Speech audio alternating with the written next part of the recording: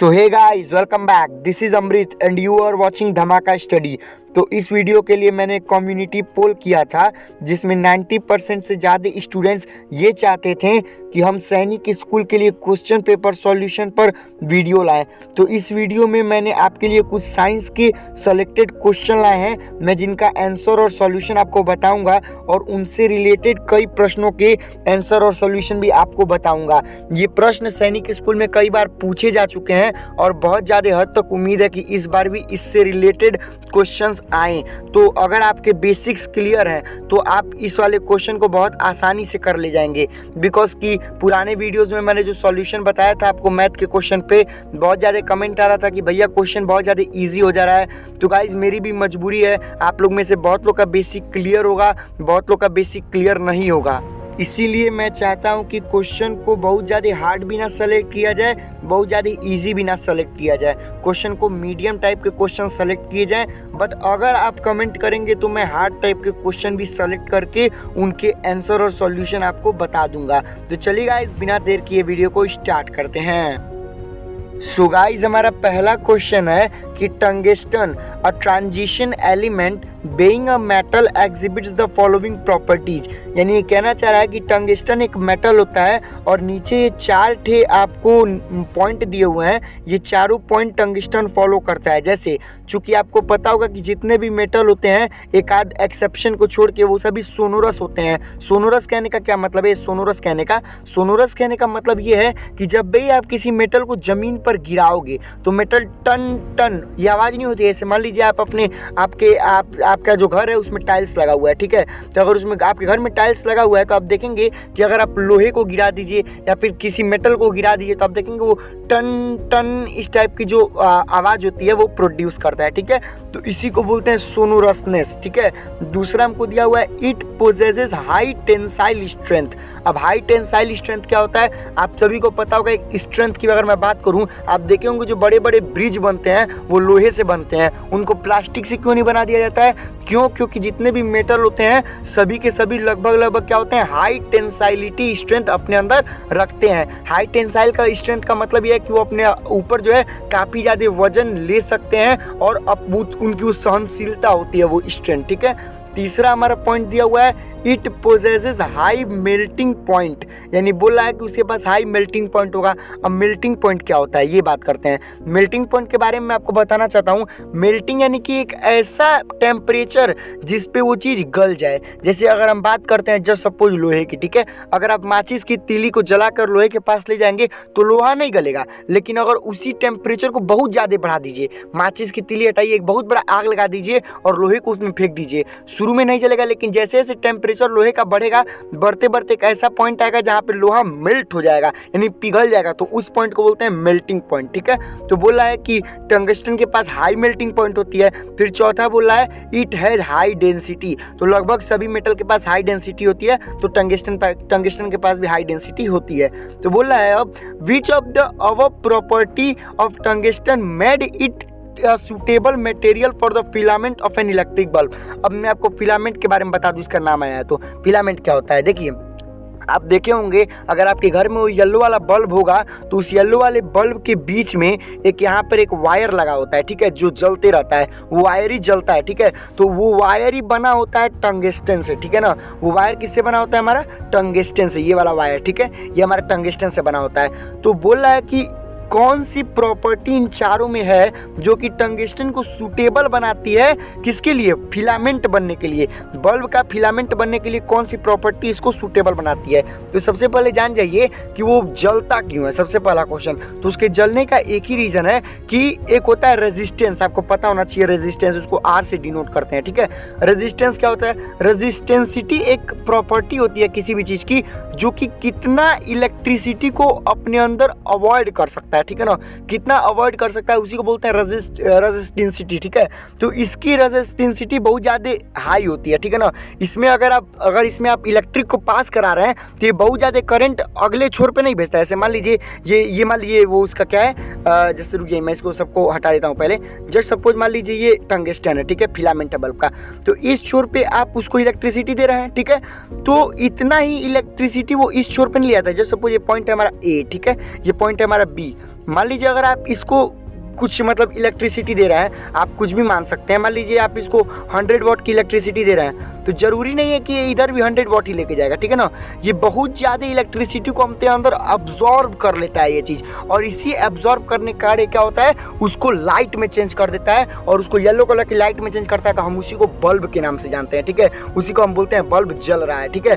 तो बोल रहा है कि कौन सा ऐसा इन चारों में प्रॉपर्टी है जो कि उसको हाई मेल्टिंग पॉइंट के योग्य बनाता है। तो आप जान जाइए कि मतलब उसको फिलामेंट के योग्य बनाता है, फिलामेंट बनने के। तो हाई मेल्टिंग पॉइंट यानी कि ओनली सी हाई मेल्टिंग पॉइंट। अगर मान लीजिए उसका मेल्टिंग पॉइंट बहुत ज़्यादा कम रहता है, एग्जाम्पल में अगर उसका मेल्टिंग पॉइंट बहुत ज़्यादा कम रहता है, तो आप एक चीज़ याद रखिए, जब भी उसमें हम करंट ले जाते हैं, हाई करंट, तो तुरंत ने बल्ब फ्यूज हो जाता है, पिघल जाता है, फट पिघल जाता है बल्ब। बल्ब क्या होता है, तुरंत ही पिघल जाता है, ये वाला जो टंगस्टन होता है वो पिघल जाता है। इसीलिए वो हाई मेल्टिंग पॉइंट क्या करता है, पोजेस करता है, इसीलिए उसको यूज किया जाता है, ठीक है। अब हम अपने अगले क्वेश्चन पे ध्यान देते हैं। देखिए अगला हमारा क्वेश्चन है, hepatitis B is caused due to. अब ये वाले इस प्रकार के क्वेश्चन तो मैं गारंटी दे सकता हूँ आपको कि हर बार एग्जामिनेशन में पूछे जाते हैं, ठीक है। तो आप याद कर लीजिए, हेपेटाइटिस बी तो 2016 में भी पूछा गया था सैनिक में, 2018 में भी सैनिक में पूछा गया था। तो आप याद कर लीजिए हेपेटाइटिस बी किसके कारण होता है, तो हेपेटाइटिस बी आपका होता है वायरस के कारण। किसके कारण, वायरस कारण। अब इसको याद करने का तरीका क्या है मैं बताता हूँ। यहाँ बी देख रहे हैं ना, बी को आप समझ लीजिए वायरस, वायरस माने वायरस, आप बी को समझ लीजिए वायरस, ठीक है। तो अब जब भी क्वेश्चन आएगा तो आपके दिमाग में आएगा हेपेटाइटिस बी से वायरस, वायरस से वायरस, ठीक है। तो आप इसको ऐसे क्या कर सकते हैं, याद कर सकते हैं। अब अगला हमारा क्वेश्चन है, the production of an exact copy of an animal by asexual reproduction is known as। बोला है कि एक ऐसा प्रोसेस जिसमें किसी भी जानवर का बिल्कुल एग्जैक्ट कॉपी को रिप्रोड्यूस कर दिया जाए और सेक्सुअल रिप्रोडक्शन के मेथड से, उसको क्या बोलते हैं। तो याद रख लीजिएगा, जब भी कोई एनिमल है और बिल्कुल उसके हूबहू सेम टू सेम अगर हम वो एनिमल हम बनाना चाहते हैं तो इस प्रोसेस को बोलते हैं क्लोनिंग। आप पढ़े होंगे, क्लास 8 में है शायद, या क्लास 8 या क्लास 7 में है, दोनों में से किसी एक में है ये, ठीक है। क्लोनिंग का मेथड ये सबसे पहले किया गया था डॉली पर। डॉली नाम की एक शिप थी, याद कर लीजिए, सबसे पहले डॉली पर किया गया था। डॉली नाम की एक शिप थी, उसी पर यह मेथड अपनाया गया था। क्लोनिंग इस मेथड का नाम है जिसमें बिल्कुल एग्जैक्ट कॉपी बनाया जाता है, ठीक है। अब हमारा अगला क्वेश्चन क्या है, अगले क्वेश्चन को देखते हैं। The device which can be used to detect a very small current flowing in an electric circuit is. बोला है एक ऐसा डिवाइस जिसको यूज किया जाता है किसी एक इलेक्ट्रिक सर्किट में, जो कि बताता है कि बहुत छोटा करंट अगर फ्लो हो रहा है तो भी वो बता दे, इंडिकेट कर दे कि हाँ करंट जो है फ्लो हो रहा है, तो उसको बोलते हैं LED। आप देखे होंगे, बहुत बार देखे होंगे कि कई बार अगर बहुत बड़ा कोई मशीन है तो उसके बीच में एक छोटी सी रेड लाइट लगी होती है, बिल्कुल छोटी सी रेड लाइट ऐसे लगी होती है, ठीक है ना, रेड लाइट लगी होती है, ये छोटी सी रेड लाइट लगी होती है, ठीक है। और जब भी करंट इसमें पास होता है तो रेडिएटर भगते जल जाता है। रेडिएटर क्या होता है, ये जल जाता है तुरंत, ठीक है ना। तो ये क्यों लगाया जाता है मैं आपको बताता हूँ। इसका फुल फॉर्म होता है लाइट एमिटिंग डियोड, इसका फुल फॉर्म होता है लाइट एमिटिंग डायोड, ठीक है ना। इसको लगाया जाता है इसीलिए ताकि अगर छोटा सा भी करंट अगर पास हो रहा है तो तुरंत बता दे कि हाँ करंट इसमें से पास हो रहा है और आदमी सावधान हो जाए। मान लीजिए बहुत बड़ा कोई तार है, ठीक है, उसमें से करंट आ रहा है कि नहीं आ रहा है हमको क्लियर नहीं है, ठीक है ना, हमको क्लियर नहीं है करंट आ रहा है कि नहीं, और उसको कोई क्लियर करने के लिए छू दिया तो भक दे लाइन मार देगा, मतलब तुरंत लाइन मारेगा, आदमी का हाथ टूट जाएगा, ठीक है। तो इसीलिए उसमें एक LED छोटा सा लगा दिया जाता है ताकि आदमी देखे तो उसको पता चल जाए। में भी हो सकता है एक पेचकस आता है, पेचकस आप लोग जानते होंगे, ठीक है ना, पेचकस आता है, आप देखे होंगे कई बार, उसको छुलाने पर वो तुरंत बता देता है कि करंट आया है कि नहीं आ रहा है, मतलब करंट आ रहा है इसमें कि नहीं आ रहा है, तुरंत वो क्या करता है, इंडिकेट कर देता है। पेचकस के अंदर वो छोटा सा लाइट रहता है, ठीक है।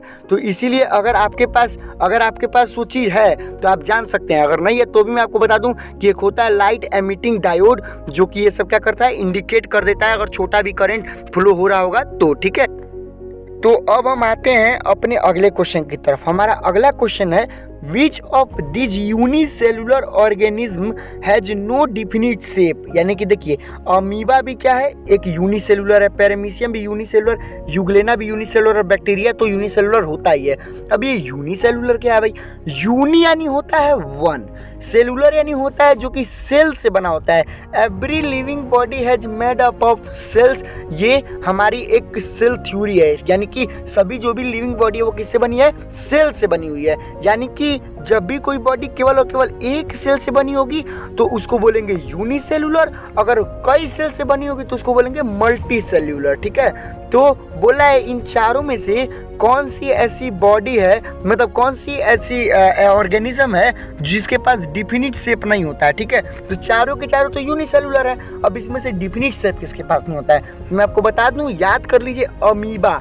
अमीबा एक ऐसा यूनिसेलुलर ऑर्गेनिज्म है जिसके पास डिफिनिट शेप नहीं होता है। ये स्यूडोपोडिया के हेल्प से चलता है। स्यूडोपोडिया को बोलते हैं फॉल्स लेग, यानी कि दिखावटी पैर। ठीक है ना, ये ऐसे मान लीजिए इसका ये स्ट्रक्चर है। ठीक है ना, तो अगर मान लीजिए यहाँ पे कोई फूड है, जस्ट सपोज फूड है, तो ये अपना ये स्ट्रक्चर ऐसे बना लेगा तुरंत। जस्ट सपोज ये अपना इसको ये तुरंत इसको दबा देगा, इसको अंदर दबा देगा और ये अपना स्ट्रक्चर ऐसे बना लेगा। ये ऐसे ऐसे अपना स्ट्रक्चर बना लेगा और आगे बढ़ेगा और इनको यहाँ पे फंसा लेगा और फंसाने के बाद ये फूड को अपना पूरा कवर करके अपने अंदर गला पचा के खा लेगा। ठीक है ना, तो ये अपना शेप कैसे भी अपनी बॉडी को, जो इनकी बॉडी है इसको एक कैसे भी फोल्ड कर सकते हैं और फोल्ड करके उस चीज़ को अपने अंदर क्या कर सकते हैं, फंसा सकते हैं। ये फूड है। ठीक है, तो ये तो हमारा था ये वाला क्वेश्चन, जिसमें क्या आंसर होगा, स्यूडोपोडिया के सहारे अमीबा एक ऐसा यूनिसेलुलर ऑर्गेनिज्म है जो कि क्या करता है, एक स्थान से दूसरे स्थान ट्रेवल करता है with the help of false leg. ठीक है ना, इसके पास कोई भी डिफिनिट शेप नहीं होता है। ठीक है, हमारा अगला क्वेश्चन है which is a thermosetting plastic. ठीक है, और ये क्या कह रहा है, इसमें 4 ऑप्शन दिया है, पॉलीथीन, मेलेमाइन, पीवीसी, ठीक है, उसका दिया है नाइलॉन। ठीक है, इनमें से कौन सा आपका थर्मोसेटिंग प्लास्टिक है। अब थर्मोसेटिंग क्या होता है, देखिए प्लास्टिक जो होता है वो 2 प्रकार का होता है, एक तो होता है थर्मोप्लास्टिक, ठीक है, और एक होता है थर्मोसेटिंग प्लास्टिक। अब दोनों में अंतर क्या है मैं आपको बता देता हूँ। जो थर्मोप्लास्टिक होता है वो मान लीजिए आज किसी और शेप का है, ठीक है, और उसी को हम गला वगैरह के कई प्रोसेस करके उसका हम शेप चेंज कर सकते हैं। जस्ट सपोज मान लीजिए एक बोतल है, ठीक है, जो कि थर्मोप्लास्टिक है, जस्ट एग्जाम्पल। ठीक है, तो बोतल को हम रिसाइकल के लिए दिए हैं और जब बोतल रिसाइकिल हो गया तो उसको चेंज करके उसका शेप, उसको खिलौना बना दिया। ठीक है, यानी कि जिस भी प्लास्टिक का हम शेप बदल करके उसका दूसरा शेप कोई ला सकते हैं, ठीक है, उसको बोलते हैं थर्मोप्लास्टिक। और जिसका शेप नहीं बदल सकते हैं, जिसका शेप सेट होता है, यानी देखिए थर्मोसेटिंग, नाम याद कीजिए, सेट दिख रहा है ना आपको, सेट, इसी सेट से याद करिए, जिसका शेप सेट होता है उसको बोलते हैं थर्मोसेटिंग प्लास्टिक। ठीक है ना, तो अब थर्मोसेटिंग प्लास्टिक का एग्जांपल इनमें से कौन सा है, तो मैं आपको बता दूं, मेलामाइन, ठीक है, मेलामाइन इसको बोलते हैं। Melamine is an example of thermosetting plastic. ठीक है, अब हमारा अगला क्वेश्चन हम समझते हैं। हमारा अगला क्वेश्चन हमको दिया हुआ है कि solution of which of the following oxides in water will change the color of blue litmus to red। अब देखिए, अब लिटमस क्या होता है मैं आपको बता दूं, उसका आपको पता भी हो बट मैं बताते चल रहा हूँ बेसिक वगैरह। ठीक है, लिटमस एक पेपर होता है, ठीक है ना, जो कि लाइकेन नामक पौधे से निकाला जाता है। लाइकेन नामक पौधे से इसको एक्सट्रैक्ट किया जाता है, ठीक है ना, पाया जाता है। और लिटमस पेपर की एक खास बात ये होती है, आपको पता होगा एसिड और बेस के बारे में। एसिड और बेस होते हैं जो सॉल्यूशन, उनमें फर्क बता देता है कौन सा सॉल्यूशन एसिडिक सॉल्यूशन है, कौन सा सॉल्यूशन बेसिक सॉल्यूशन है। ठीक है ना, नॉर्मली जो भी सॉल्यूशन थोड़ा खट्टा टाइप का लगता है वो एसिडिक सॉल्यूशन होता है, और जो भी सॉल्यूशन थोड़ा कड़वा टाइप का होता है वो क्या होता है, बेसिक सॉल्यूशन होता है। मैं आपको जरा सा एग्जांपल दे देता हूँ, नॉर्मल, जैसे अगर मान लीजिए आप साबुन को जाइए चाट लीजिए, चाटिएगा मत, मैं एग्जाम्पल बता रहा हूँ। आप जब कभी कभी नहाते हुए देखेंगे गलती से थोड़ा सा जीभ पे साबुन या शैम्पू लग जाता है तो बहुत ज़्यादा कड़वा लगने लगता है। तो जो चीज़ कड़वा लगता है उसको बोलते हैं बेस। तो क्या होता है, वो होता है बेस। ठीक है, वो बेस होता है। और जो चीज़ थोड़ा खट्टा लगता है, जैसे नींबू को गार लिए मुँह में, ठीक है, बहुत ज़्यादा एकदम मतलब थोड़ा सा बहुत खट्टा लगे, ठीक है, उसको बोलते हैं एसिड। ठीक है, वो क्या होता है, एसिड होता है। ठीक ना, तो बोल रहा है solution of which of the following oxides in water will change the colour of blue litmus to red. अब जब भी ब्लू से रेड लिटमस हो जाएगा, मान लीजिए आप ब्लू लिटमस को लिए, जस्ट सपोज आप ब्लू लिटमस को लिए और कोई सॉल्यूशन उस पर डालें, ठीक है, कोई सॉल्यूशन उस लिटमस पे गिराएं और ब्लू लिटमस का कलर चेंज हो गया रेड में, तो आप फट समझ जाइए कि वो क्या है, वो एसिडिक सॉल्यूशन था जो आप उस पर गिराए हैं। ठीक है ना, वो क्या था, एसिडिक सॉल्यूशन था।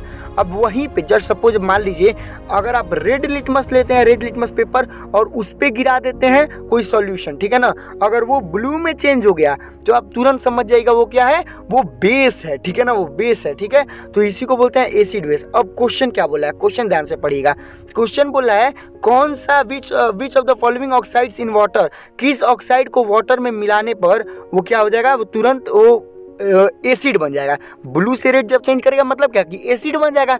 यहाँ पे समझिएगा, जब भी लिटमस ब्लू से रेड होता है तो क्या होता है, एसिड बन जाता है, यानी कि वो चीज़ एसिड है। तो देखिए आपको मैं बता दूं, सल्फर डाइऑक्साइड को जब भी आप वाटर से रिएक्ट कराएंगे तो सल्फ्यूरिक एसिड H2SO4 बन जाएगा, ठीक है ना।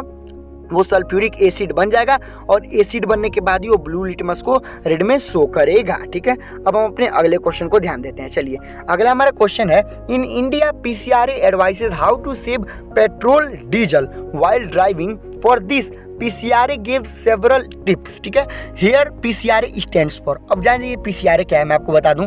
PCRA एक एसोसिएशन है, ठीक है ना। PCRA एक ऐसा एसोसिएशन है जो कि आपको पता होगा कि जो पेट्रोल और डीजल है, ये पेट्रोल और डीजल एक ऐसी चीज़ है, अगर ये ख़त्म हो जाएंगे दुनिया से तो इनको दोबारा बनाया नहीं जा सकता है, ठीक है ना। ये अपने आप नेचुरल प्रोसेस से बनते हैं, इनको बनाया नहीं जा सकता है। तो इसीलिए PCRA एक ऐसी एसोसिएशन है जो लोगों को एडवाइस करती है कि पेट्रोल को कैसे सेव करें, डीजल को कैसे सेव करें। जब आप गाड़ी चलाएं तो जब आपको रेड लाइट लिखे तो गाड़ी को ऑफ कर लीजिए ताकि पेट्रोल सेव हो जाए, यानी कि यही सब काम PCRA करती है, ठीक है।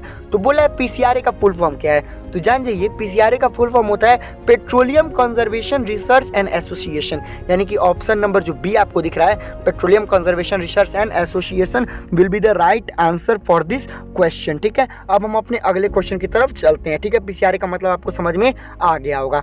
हमारा अगला क्वेश्चन है, एन इलेक्ट्रोलाइट इज। इलेक्ट्रोलाइट क्या है? अगर आप पढ़े होंगे chemical effect of electric current तो आपको जरूर मालूम होगा कि इलेक्ट्रोलाइट क्या है, ठीक है। इलेक्ट्रोलाइट एक ऐसा लिक्विड होता है जो कि क्या करता है, कंडक्ट करता है करंट को। अब मैं आपको जरा बता देता हूँ, थोड़ा सा इसके बारे में बता देता हूँ, समझिएगा जरा। मैं वीडियो को बहुत लंबा नहीं खींचना चाहता हूँ, इसलिए बहुत ब्रीफ में नहीं जा रहा हूँ, ठीक है। इलेक्ट्रोलाइट जैसा कि कोई भी लिक्विड, अगर आप नॉर्मल कोई पानी लेते हैं, नॉर्मल पानी जिसे आप नहाते हैं, टब वगैरह का मतलब वो टैप वगैरह का पानी, तो उस पानी की एक विशेष बात ये होती है कि वो पानी तो आपको शुद्ध लगेगा, लेकिन उसमें भी थोड़ा बहुत क्या होता है, नमक मिला होता है। अब नमक कहाँ से मिला होता है, क्योंकि सभी पानी ओशियन से ही आते हैं, ठीक है। इवेपोरेट होते हैं, इवेपोरेट होकर गिरते हैं, मतलब ऐसा बहुत प्रोसेस है, ठीक है ना। इसको रेन साइकिल भी बोलते हैं, ठीक है। मान लीजिए ओशियन है, ठीक है ना। सभी पानी चूंकि ओशियन से आते हैं, और आपको पता होगा कि ओशियन जो है उसमें नमक की मात्रा ज़्यादा होती है, तो सभी में थोड़ा थोड़ा नमक का मात्रा आ जाता है, ठीक है। तो इसीलिए जो नॉर्मल टैप वाटर से भी आप नहाते हैं उसमें भी थोड़ा बहुत HCl यानी कि हाइड्रोक्लोरिक एसिड होता है, ठीक है। यानी कि उसमें क्या होता है, थोड़ा सा आपका नमक जरूर आपका मिला होता है, ठीक है ना। इसीलिए वो भी इलेक्ट्रिसिटी को मतलब कंडक्ट करता है। इसलिए आप देखे होंगे, आपको बोला जाता है कि जब कोई इलेक्ट्रिक अप्लायंस गीला हो तो उसको छूना नहीं चाहिए, गीले हाथ से किसी तार को नहीं छूना चाहिए, क्योंकि तुरंत करंट सेक देगा, ठीक है ना, तुरंत करंट मार देगा आपको, ठीक है। तो इसीलिए आपको ये सब एडवाइस दी जाती है, ठीक है। तो बोला है इलेक्ट्रोलाइट क्या है, तो मैं आपको बता दूं कि इलेक्ट्रोलाइट एक ऐसा लिक्विड होता है, इलेक्ट्रोलाइट एक ऐसा लिक्विड होता है जो क्या करता है, इलेक्ट्रिसिटी को कंडक्ट करता है, ठीक है। तो ये क्वेश्चन आपको बिल्कुल क्लियर हो जाना चाहिए। अब हम चलते हैं अपने अगले क्वेश्चन की तरफ। हमारा अगला क्वेश्चन है, as the angle between two plane mirror decreasing gradually the number of images of an object place between them. अब देखिए क्या कह रहा है, जब भी दो प्लेन मिरर को एक साथ रखा जाएगा। अब मैं आपको बता दूं जरा छोटा सा कि प्लेन मिरर को जब एक साथ रखा जाएगा, मिरर यानी नॉर्मल प्लेन मिरर जिसमें आप थोड़ा अपना मुंह देखते हैं, उसी को प्लेन मिरर बोलते हैं। तो आपको पता होगा, आप जब बाल कटवाने जाते होंगे तो आप भी देखते होंगे कि जब आगे भी एक शीशा रखा होता है, पीछे भी रखा होता है, तो कई सारे इमेजेस बनते हैं, ठीक है ना। तो जब भी दो मिरर को एक साथ रखा जाएगा तो कई सारे इमेज फॉर्म होते हैं, ठीक है। तो बोल रहा है जब भी दो मिरर को एक साथ रखा गया, मान लीजिए ऐसे, ये एक मिरर है, ठीक है, ये एक मिरर है जस्ट सपोज, और यहाँ पे एक दूसरा मिरर, ठीक है। ये किसी एंगल पे ऐसे किसी एंगल पे रखे हुए हैं, ठीक है। बोल रहा है जब इन दोनों के बीच का एंगल को डिक्रीज कर रहे हैं तो जो नंबर ऑफ इमेज होगा उसका क्या होगा। तो एक फॉर्मूला याद कर लीजिएगा, फॉर्मूला क्या है, 360 अपॉन थीटा। थीटा मतलब कि जो एंगल है दोनों प्लेन मिरर के बीच में, इसमें से जो इसका आंसर आएगा, तो इसका आंसर आएगा उसमें से -1 कर दीजिएगा। तो जब -1 कर देंगे तो क्या होगा, आपका नंबर ऑफ इमेज फॉर्म हो जाएगा। तो आइए जरा हम देख लेते हैं इसका सिस्टम, ये क्या कहना चाह रहा है। जस्ट सपोज मैं आपको बताता हूँ कि मान लीजिए बोल रहा है कि आपके पास दो मिरर है जो कि 40 डिग्री के एंगल पे रखे हैं, ठीक है। तो क्या होगा, 360 अपॉन 40 -1, 360 अपन 40 माइनस 1, ठीक है। अब 0 से 0 कट गया, 4 9 जा 36, 9 माइनस 1 8 होता है, ठीक है। यानी कि 8 इमेज फॉर्म होगा जब 40 डिग्री पर रखा होगा, डन, 8 इमेज फॉर्म होगा। अब वही मान लीजिए बोल दिया गया 40 से घट के वो क्या कर दिया गया, 30 पे रख दिया गया, तो 360 माइनस 1 माइनस 30 माइनस 1, ठीक है। तो इसको काट देंगे तो आएगा कितना, 12। अब 12 माइनस 1 बराबर 11, यानी कि अब 11 इमेज फॉर्म होगा। यानी कि जब आप एंगल को घटा रहे हैं, आप समझिएगा जरा, जब आप एंगल को घटा रहे हैं उन दोनों के बीच का एंगल, तो इमेज क्या हो रहा है, बढ़ रहा है। आप फॉर्मूला याद रखिए, बाकी सब काम हो जाएगा। 360 बाई थीटा, और जितना आंसर आएगा उसमें से -1 कर देंगे तो नंबर ऑफ इमेज पता चल जाएगा। अब हमारा थोड़ा सा कुछ और क्वेश्चन बचा हुआ है, उसको देख लेते हैं, बस खत्म हो जाएगा। क्वेश्चन है purest form of carbon is, यानी कि कार्बन का प्योरेस्ट फॉर्म क्या होता है। तो मैं आपको बता दूं, जो कोक होता है, कोक ये लगभग 98 पॉइंट कुछ परसेंट प्योर फॉर्म होता है कार्बन का। सबसे अधिक प्योर फॉर्म होता है डायमंड, याद रखिएगा। अगर यहाँ पे डायमंड कुछ होता तो हम डायमंड को मारते हैं, but Coke is the purest form. यहाँ पे चूंकि डायमंड नहीं है तो हम कोक को ही मारेंगे, ठीक है। तो याद रख लीजिए कोक, COKE, ठीक है। इसको हम लोग निकालते हैं डिस्टिलेशन के माध्यम से, इसको हम लोग कार्बन से मतलब कि कोल से अलग करते हैं, ठीक है। अब बात करते हैं हम, हमारा अगला क्वेश्चन है कि value of 1 light year in SI unit is, यानी कि 1 लाइट ईयर की। अब लाइट ईयर क्या है, लाइट ईयर ये होता है कि जब भी हम लाइट को ऑन करेंगे तो आपको पता होगा लाइट की स्पीड होती है नियर अबाउट वैक्यूम में 3 लाख किलोमीटर पर सेकंड के आसपास होती है, ठीक है। तो बोल रहा है कि जब वो लाइट 1 साल तक ट्रैवल करती रहेगी तो कितना ज़्यादा डिस्टेंस ट्रैवल होगा SI यूनिट में। तो याद कर लीजिए, मैं आपको एकदम बिल्कुल क्लियर कर देता हूँ कि इसका आंसर होगा 9.46 इंटू 10⁻15 मीटर। इतना उसकी वैल्यू होती है, सोचिए इतना ज़्यादा ट्रैवल कर लेगी, ठीक है। 10⁻15 यानी कि 10000000 15 को जीरो जब लगेगा तब होगा, ठीक है। हमारा अगला क्वेश्चन है which of the following liquid does not conduct electricity. तो याद रखिएगा, एसिडिक हो या फिर बेसिक हो, मतलब अगर एसिड होगा या बेस होगा सॉल्यूशन तो वो मतलब अपने अंदर से इलेक्ट्रिसिटी को कंडक्ट करेगा। अगर बिल्कुल प्योर कोई लिक्विड होगा तो वो नहीं करेगा। और प्योर लिक्विड क्या है, डिस्टिल्ड वाटर, यानी कि only option number 3 will be correct. तो गाइज बहुत ज़्यादा मतलब वीडियो लंबी हो गई है तो अब आगे कुछ बोलूँगा नहीं, बट हाँ चैनल को सब्सक्राइब कर लीजिएगा, क्योंकि आप देख सकते हैं 93.8% लोग वीडियो को देख के जा रहे हैं। सब्सक्राइब नहीं कर रहे हैं यार, मैं खुद एक स्टूडेंट हूँ, स्टडी के टाइम को काट करके आप लोग के लिए वीडियो बनाता हूँ। तो चैनल जरूर सब्सक्राइब कीजिएगा, लाइक कीजिएगा, कमेंट कीजिएगा अगर कोई वीडियो चाहिए होगी आपको। तो मिलते हैं नेक्स्ट वीडियो में, तब तक के लिए बाय बाय, जय हिंद, वंदे मातरम।